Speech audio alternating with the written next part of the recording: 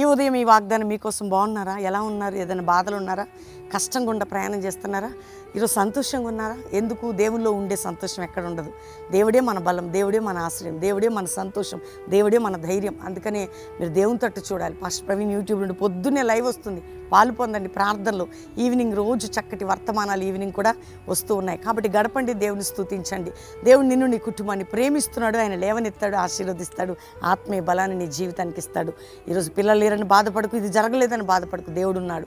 చూడండి, సమూయేలు మొదటి గ్రంథం 2వ అధ్యాయం 7వ వచనంలో ఐశ్వర్యం కలుగజేయవాడు, దరిద్రతను కలుగజేయవాడు ఆయన, కృంగజేయవాడు, లేవనెత్తేవాడు. నిన్ను లేవనెత్తేవాడు, ఐశ్వర్యమును ఘనతనిచ్చేవాడు ఆయనే.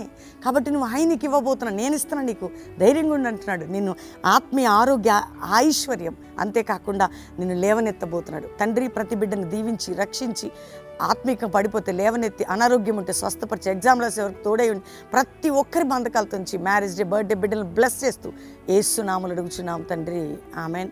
God bless you. Pastor Praveen insta follow అవ్వండి. మీ అందరినీ దేవుడు దీవించును గాక. Praise the lord.